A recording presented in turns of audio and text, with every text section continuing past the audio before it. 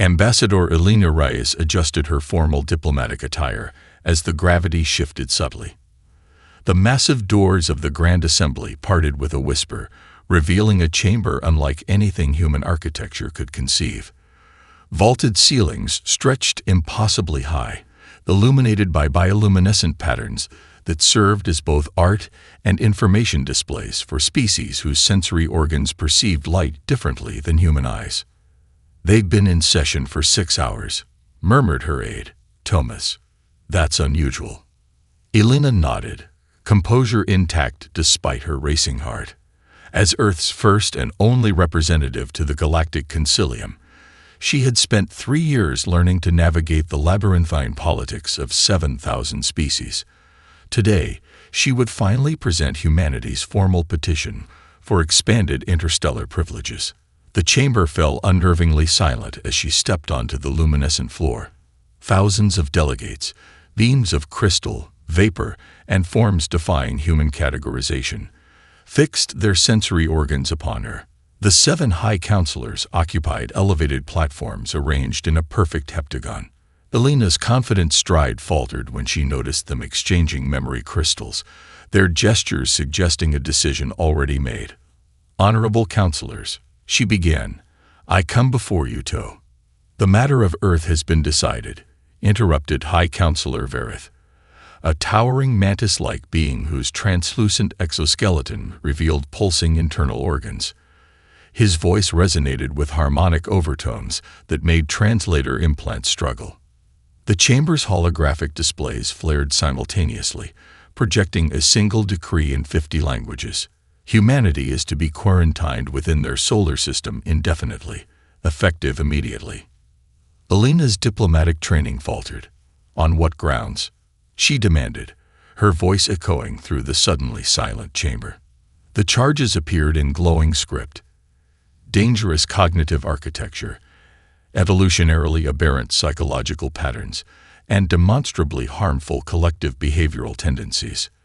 "This is absurd," Elena countered. "Humanity has adhered to every regulation since first contact. We've contributed significant technological and cultural.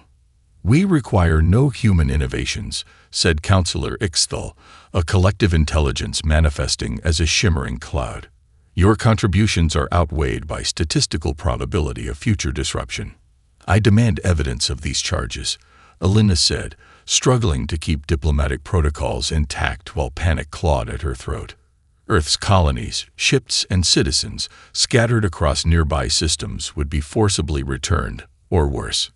Counselor Nixtal, a being of living shadow, materialized beside her with unsettling silence. "See for yourself," the alien whispered, extending a tendril that solidified into a neural interface. Elena hesitated only momentarily before accepting. Information flooded her consciousness, decades of covered observation compressed into excruciating minutes. Human history viewed not as progress, but as a pattern of violence, resource exploitation, and relentless expansion. Statistical models predicting humanity would destabilize the galaxy's 50,000-year peace within a century. When the connection broke, Elena staggered, supported by Thomas. Through watering eyes, she saw enforcement ships already launching, sleek vessels built by species that had mastered interstellar travel when humans still painted cave walls. Their mission: establish a quantum-locked barrier around Sol that would prevent any unauthorized exit or entry. "You have 30 standard days to deliver this news to your unified government," Verith announced, "after which you will be permanently recalled." As the chamber erupted in the multi-frequency sounds of thousands of species discussing this unprecedented quarantine, Elena noticed something disturbing beneath the formal pronouncements of the counselors. Fear. These ancient, advanced beings were terrified of humanity. In that moment, she made a decision that would alter her species' fate.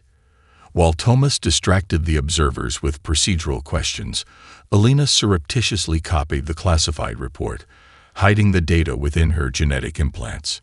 If humanity was to survive this, they needed to understand exactly why the stars now feared them. Dr. Sanjay Kumar hadn't slept in 52 hours. The xenobiologist's underground lab at the Geneva complex had become a chaotic nest of holographic displays, discarded food containers, and hastily scrawled notes. 3 weeks had passed since Ambassador Reyes had returned with news of humanity's quarantine, and with the stolen concilium data. "Still chasing ghosts, Sanjay?" asked Dr. Eliza Chen, sliding a steaming cup of tea beside him. "Not ghosts. Patterns." He gestured at the primary display, showing evolutionary pathways of thousands of galactic species. "There's a reason they fear us specifically. I just need to." His voice trailed off as a new correlation emerged from his algorithm. He straightened, fatigue momentarily forgotten. "That can't be right," he murmured, fingers dancing across haptic controls to refine the analysis. Outside the lab, Earth was fracturing. Military leaders demanded immediate action against the barrier, while politicians called for restraint. Riots had erupted in major cities as the reality of cosmic imprisonments settled into the collective consciousness. Ships returning through the barrier brought stories of human colonies forcibly evacuated, their inhabitants processed like cattle. Sanjay noticed none of this. For 72 sleepless hours, he'd been obsessively analyzing the stolen data, searching for the specific trigger that had led to humanity's containment. When the lab door hissed open, he didn't look up. Ambassador Rice watched him silently, her diplomatic composure cracked by exhaustion. The political firestorm since her return had aged her visibly. "Tell me you found something useful," she said. "The Security Council is voting on military options tomorrow." "Military options?" Sanjay laughed hollowly.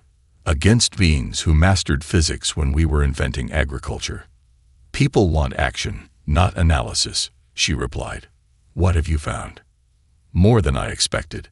Sanjay activated the neural visualization system. "The concilium isn't just afraid of what we might do. They're afraid of how we think." Alina hesitated before connecting to the neural interface. The last such connection had shown her humanity's history through alien eyes. This one revealed something equally unsettling. Through the link, she experienced Sanjay's discovery firsthand. Humans were the only known intelligence in the catalogued galaxy that evolved under extreme predation pressure. While every other sentient race evolved as the dominant species on their worlds, humans uniquely developed intelligence as prey first, then transitioned to apex predators through tool use and cooperation. Our cognitive patterns appear chaotic, unpredictable, even paradoxical to them. Sanjay explained as Elena processed the information. "We can switch from perfect cooperation to ruthless competition instantly. We innovate exponentially under threat. We willingly die for abstract concepts, combined with our expansion drive. We're an extinction-level threat to their equilibrium," Elena finished. "Precisely. And look at this." Sanjay highlighted a section of data showing physiological fear responses in various concilium members during human interactions. "They're not just politically concerned. They're viscerally terrified of us at a biological level." When Sanjay's findings leaked to the public the following day, through channels neither he nor Elena authorized, humanity's reaction stunned even him. Instead of humility, a strange collective pride emerged. Graffiti appeared on walls worldwide. "Dangerous by design." Military recruitment soared. Manufacturers adopted new slogans emphasizing human adaptability and resilience. Elena watched news feeds with growing alarm. "They're proving the concilium right," she whispered. "Yes, but there's something else," Sanjay said, showing her a heavily encrypted section of data he'd only just decrypted. References to previous species with similarities to humans, all mysteriously removed from galactic records. They'd done this before, Elena realized. And they'll do it again, unless... Sanjay trailed off as the implication settled between them. "Unless what?" Elena pressed. Sanjay's eyes reflected the scrolling data. "Unless we prove we're exactly what the galaxy needs, not what it fears." This is Captain Maya Chen of the Deep Space Vessel Horizon. To any concilium enforcers monitoring this channel, we decline your recall order. Humanity won't be caged. Maya cut the transmission and turned to face her crew. The Horizon's bridge fell silent save for the subtle pulse of the experimental quantum diffusion drive, technology the Concilium believed humans incapable of developing. 28 men and women looked back at her, their expressions a mixture of fear and determination.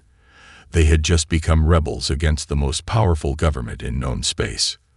"They'll hunt us like animals," warned Chief Engineer Dax, a wiry man whose hands hadn't stopped trembling since the quarantine announcement. He clutched a holographic photo of his family still on Earth. "Those arbiters, I've seen what they can do. They're engineered for war." "Let them try," Maya responded, bringing up a tactical display showing 15 other human ships, also gone dark across nearby star systems. "We're not starting a war. We're proving them wrong." The Horizon had been 3 light years from Sol when the recall order came, conducting deep space surveys. Rather than return to imprisonment, Maya had proposed something radical: use their experimental stealth systems to evade detection while remaining free. 3,000 light years away, in an abandoned missile silo beneath the Rocky Mountains, General Thomas Okafor addressed a room filled with Earth's greatest minds. His weathered face, scared from the resource wars, was illuminated by tactical displays showing the quantum barrier structure. "The Concilium expects us to fight," he told the assembled scientists, engineers, and tacticians. "To throw ourselves against their barrier until they're forced to eliminate us entirely." He gestured toward holographic projections of Concilium worlds. "We won't give them what they expect." Dr. Lena Jaipur, quantum physicist and former critic of military establishments, raised her hand. "You gathered us for something other than barrier analysis." "Indeed." Okafor's expression hardened. "We won't fight the Concilium. We'll save them from themselves."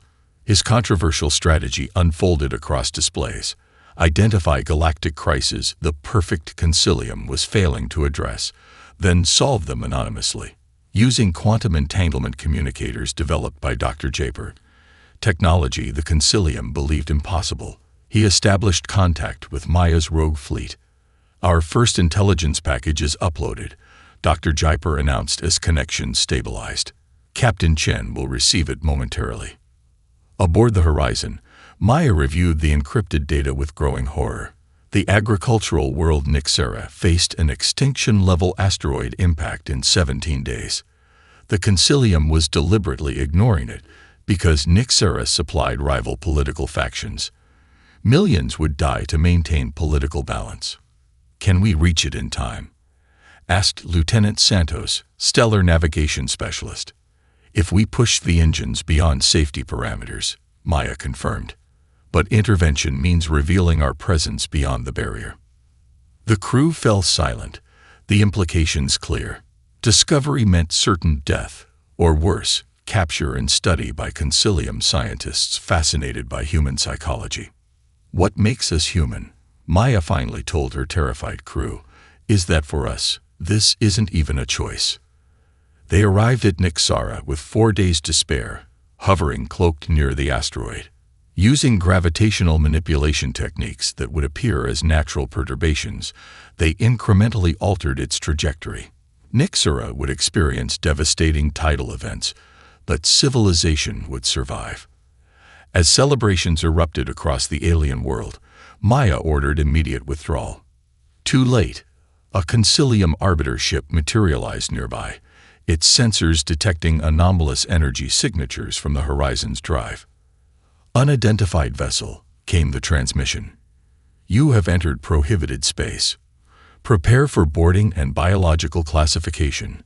Maya exchanged glances with her crew. Evasive maneuvers. Let's show them why humans are considered dangerous. The hunt had begun. "There's always a catch with a perfect society," Dr. Kumar muttered, deep in the quantum-encrypted data room beneath Geneva. The space had been cleared of all surveillance devices, its walls lined with technology designed to prevent any data leakage. For weeks, he'd been obsessively analyzing the full Concilium report, while Maya's fleet performed increasingly daring humanitarian interventions across the galaxy. Around him, Holographic displays showed thousands of galactic species arranged in peculiar hierarchical patterns. The color-coding system he'd developed categorized civilizations by age, technological development, and relationship to the Concilium's founding members. When Alina found him, his eyes were bloodshot, fingers trembling as they manipulated data points. A half-eaten protein bar lay forgotten beside his workstation. "You look terrible," she said, placing a hand on his shoulder. "The quarantine isn't about containing a threat," he replied without looking up. "It's about maintaining control." Kumar revealed his discovery through a series of projected models. The galaxy operated under a rigid caste system. The founding species, those who achieved interstellar travel first, controlled all resources and advanced technology, deliberately stunting the development of younger civilizations through protective regulations and cultural preservation directives. Earth's unprecedented technological acceleration threatened this system, Kumar explained. "We advanced from radio to rudimentary interstellar travel in less than 2 centuries. Their models predicted we'd reach their level in under 500 years. That's why the immediate quarantine," Alina realized. "We were advancing too quickly." "But there's something worse." Kumar's voice dropped to a whisper as he unlocked a hidden section of data Alina didn't even know she'd smuggled back. "They call it the pattern." His projections shifted to show mysterious extinction events spanning 200,000 years of galactic history. Entire species disappeared completely, their home systems often sterilized. The common factor: all developed along Earth's trajectory. Prey species that became predators, with rapid technological advancement and cultural adaptability. "The barrier isn't just quarantine," Kumar concluded, his face pale. "It's containment of a potential revolution." Alina stared at the extinction data, her diplomat's composure cracking. "They're planning to eliminate us, aren't they? Once we're safely contained." "I believe so. But there's something they don't want anyone to know." Kumar highlighted a recurring signature in the extinction data, energy patterns that appeared artificial, not natural. Someone's been helping them. Something beyond even the Concilium. Meanwhile, at the Resistance headquarters beneath the Rockies, General O'Keffer's team had made their own discovery. Young programmer Zuri O'Keek, who had lost her entire family when the barrier cut off their returning ship, had been analyzing the barrier's energy signature. "It's transmitting," she announced, her face illuminated by holographic coordinates appearing above her workstation. "And it's not just monitoring us, it's communicating with something at the galaxy's edge." When they extracted the full data stream, the Resistance fell silent at the implications. The coordinates led to a gathering place of some kind, and embedded in the signal was evidence of 11 other species contained over millennia. "We're not the first to be banned by galactic decree," Okafor realized, studying the data. "But we might be the last they can contain." He turned to Dr. Jaipur, who had been monitoring Captain Chen's fleet. "Can we establish communication with these coordinates?" She hesitated. "Possibly, but the energy requirements would weaken our shield against barrier detection. We'd be exposed." "Do it," Okafor ordered. "If there are others who've been imprisoned like us, then perhaps it's time for the inmates to organize." Outside, the quantum barrier shimmered around Earth's solar system, both prison wall and executioner's blade. Time was running out. Stealth systems failing. Unknown energy signatures locking onto us. Captain Maya Chen gripped her command chair as the horizon emerged from hyperspace at the mysterious coordinates. Her fleet, now numbering 23 ships after daring rescues of stranded human vessels, had evaded Concilium patrols for months to reach this point at the galaxy's edge. "Battle stations," asked her first officer, Lieutenant Santos, already moving toward the weapons console.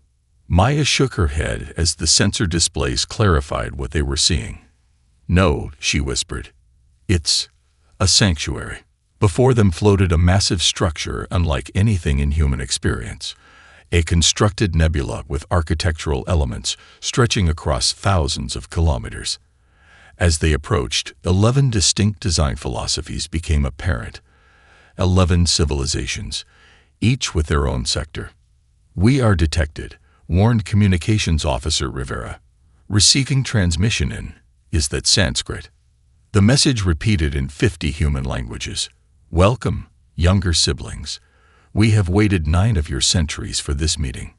The horizon was guided to a docking station designed to accommodate vessels of wildly varying physiologies. Maya led a small delegation through adaptive airlocks into an environment adjusted to human comfort, a courtesy that spoke of extensive preparation. In a vast chamber whose walls shifted between solid matter and energy fields, Maya's team confronted beings out of myth and nightmare. The crystalline Virax, whose silicon-based bodies refracted light into communication patterns. The gas cloud collective Meyer, who shared thoughts through molecular exchanges. The insectoid X-Thurli, whose hive mind controlled bodies across vast distances. All shared humanity's evolutionary path. Prey species that became predators through intelligence. The eldest Virax elder, a crystalline being named Vexful, who had lived for over 2,000 years, approached Maya. Its body chimed with harmonic tones that their translators rendered into precise English. "We are the concordance of the band," it explained. "United by shared exile. We recognized your potential when your first radio signals reached us. Your mathematical patterns, your music, your conflicting emotions, all echoed our own development." "You've been watching us?"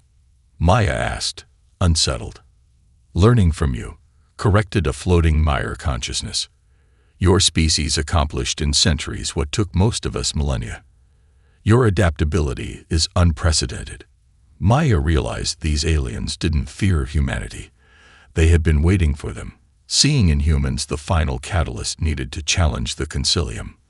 "Why now?" she asked. "If you've had millennia to prepare." "Because the cycle accelerates," Vexthal responded. "The pattern of extinction grows more efficient. The barriers around quarantined worlds more impenetrable. You are likely the last species they will contain rather than simply eliminate." Meanwhile on Earth, Dr. Kumar made a breakthrough that sent shockwaves through the resistance. The barrier's quantum architecture had a fundamental flaw. It was designed to contain beings that think like the concilium, not humans with their aberrant psychology. They built a perfect cage, Kumar explained to Okafor's resistance, projecting models of the barrier's structure for the wrong animal. His team had discovered that human brainwave patterns, specifically those generated during intuitive leaps and creative problem-solving, created minute disruptions in the barrier's coherence. "We can create a temporary window," Kumar concluded. "Small, but enough to send a single ship through." Okafor immediately understood the implications. "We need to send an official representative to this concordance, someone who speaks for all humanity." Elena Reyes, watching the presentation, stepped forward. "I'll go. I was our voice when they condemned us.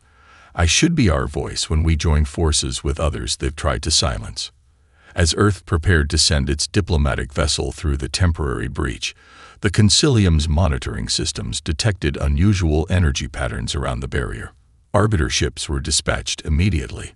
The race against extinction had entered its final phase. Multiple hyperspace breaches. Concilium warships inbound.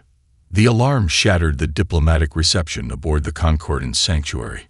Maya's tactical display showed hundreds of Concilium vessels converging, the largest armada assembled in 5,000 years. "They found us." Vexthal's crystalline form dimmed with dread. The sanctuary's stealth systems must have been compromised. The Arbiters, the Concilium's genetically engineered perfect warriors, led the assault. Their ships, evolved rather than built, smashed through the Concordance's outer defenses with devastating efficiency. Despite the Banished One's advanced technology, they were overwhelmed by sheer numbers. "We need to evacuate the non-combatants," Maya ordered, as her human fleet moved to defensive positions alongside Concordance vessels. "How many civilians are in the sanctuary?" 17 million, replied X-Thurli, the Hive Consciousness representative. "Refugees from 11 purged worlds. We cannot evacuate in time." Meanwhile, Alina Reyes had just arrived through the temporary window in Earth's barrier. Her diplomatic vessel barely escaped the pursuing arbiter ships, limping into the sanctuary as the battle erupted. In the sanctuary's central archive, Alina accessed the complete historical records with Virax historians and uncovered the galaxy's darkest secret. The pattern wasn't natural extinction, but deliberate genocide, enacted whenever a species developed traits that might challenge concilium power. They've been cultivating a galaxy of docile, dependent civilizations, she realized in horror, while eliminating any that showed too much independence or resilience. The evidence was irrefutable. Sterilized homeworlds, genetic tampering, engineered conflicts, minus 50,000 years of manipulation to maintain a carefully controlled galactic hierarchy. When the battle turned desperate, the Concordance Sanctuary began to buckle. Maya's fleet and the Banished One's ships formed a last defensive line as civilian evacuations commenced. "We can hold them for 2 hours at most," her tactical officer reported grimly. "We need a miracle," Maya told her crew, watching concilium reinforcements arrive. "Open a secure channel to Earth." On Earth, receiving their distress call, General Okafor initiated Operation Phantom. Exploiting the quantum weaknesses in the barrier discovered by Kumar, Earth's unified defense forces projected a massive holographic fleet, appearing to launch simultaneous attacks on 7 key concilium worlds. "Let's show them why they were right to fear us," Okafor commanded as the Phantom fleet materialized across the galaxy. The gambit created mass confusion. As concilium forces diverted to defend their worlds against these Phantom attacks, Maya's real ships deployed Kumar's broadcast device, a quantum transmitter that bypassed all communication restrictions. "This is Ambassador Alina Reyes," her voice declared across thousands of worlds simultaneously. "To all species under concilium rule, you have been deceived." The transmission carried evidence of the concilium's genocidal history, their manipulation of developing species, and their systematic elimination of civilizations that showed too much independence. Most damning were the records of planets sterilized not for aggression, but for scientific advancement that threatened the established order. "Truth is our most powerful weapon," Alina's voice continued, "and humanity's greatest gift to the galaxy is our refusal to accept imprisonment, of body or mind." As the broadcast spread, concilium-controlled worlds began questioning everything they'd been told. Ships from younger species broke formation, refusing orders to attack the sanctuary. Political representatives demanded explanations from their concilium advisors. But aboard the Arbiter command ship, Grand Executor Kolnar watched the rebellion with cold fury. A being genetically engineered for perfect loyalty, he activated protocols locked away for millennia. From the vessel's core emerged an ancient weapon of living metal, self-assembling into a massive sphere. "Initiate the terminus," he ordered. "Target Earth first." The galaxy ignited with rebellion. As knowledge of the concilium's millennia of manipulation reached thousands of worlds, carefully maintained order dissolved into chaos. Species long believed to be natural enemies discovered their conflicts were engineered. Subjugated worlds threw off their protectors. Within weeks, the concilium's authority existed only where directly enforced by their warships. Aboard the Arbiter command vessel Inevitable Justice, Grand Executor Kolnar watched civilization unravel with cold fury. A being genetically engineered for perfect loyalty, he monitored the terminus weapon as it charged, an ancient technology of self-replicating destruction capable of sterilizing entire star systems from afar. "Behold the terminus," he announced in a galaxy-wide broadcast. "Our terms are simple. All rebellious elements return to their designated place in the Great Order, or watch innocent worlds die. We begin with the human homeworld in 24 hours. The ultimatum sent waves of fear through the rebellion. Maya's fleet and the Concordance forces had repelled the initial attack, but they had no defense against the terminus. "We can't stop that weapon conventionally," Vexthal admitted, crystal form dimming with despair. In the Sanctuary Science Center, Dr. Kumar worked feverishly alongside Virax scientists. Having arrived with Alina's diplomatic mission, he'd been analyzing the Concilium's weaknesses. Their greatest strength is their greatest vulnerability, Kumar announced suddenly, his exhausted face illuminated by new understanding. The Concilium leadership isn't just politically connected. They're linked through a psychic network that maintains their perfect consensus. How does that help us? Maya demanded. We can't attack their homeworld directly. It's the most heavily defended location in the galaxy. We don't need to attack, Alina interrupted, understanding forming. We need to communicate. Captain Maya Chen volunteered to lead what amounted to a suicide mission. A small stealth team would infiltrate the Concilium's hidden homeworld, not to attack, but to establish direct contact with their ruling council. This is why they feared us, Maya told her volunteers as they prepared the last functioning stealth ship. Not because we fight harder, but because we think differently. The mission team included 3 humans, 2 Viracs, and a Meyer consciousness, representatives of species the Concilium had tried to erase. Their objective: reach the central nexus of the psychic network and, using Virac's technology, establish a direct empathic connection. They've spent millennia avoiding truly understanding us, Alina explained during the briefing. They've studied us, categorized us, but never experienced our consciousness directly. As the Terminus weapon neared full charge, the infiltration team penetrated the Concilium homeworld's defenses using technology from all 11 banished civilizations, combined with human improvisation, a combination the Concilium had never encountered. When they reached the central chamber where the 7 High Counselors maintained their perfect consensus, Alina didn't attack. Instead, she activated the empathic transmitter. The full emotional spectrum of human experience flooded into beings who had known only perfect consensus for millennia. They experienced human love, grief, hope, and forgiveness directly. More importantly, they felt the unique perspective that evolution as prey-turned-predator had given humanity, the capacity to understand both vulnerability and power simultaneously. You can continue a war that will devastate the galaxy, Alina offered as the Concilium minds reeled from this alien contact, or embrace a new model where diversity of thought is strength, not threat. The psychic network, designed for perfect agreement, fractured under this unprecedented input. Some counselors embraced the new understanding, while others recoiled in horror. Their divisions spread through the network, reaching every Concilium representative across the galaxy. In orbit above Earth, the Terminus weapon faltered, its control systems receiving contradictory commands from a divided leadership. The revelation had begun.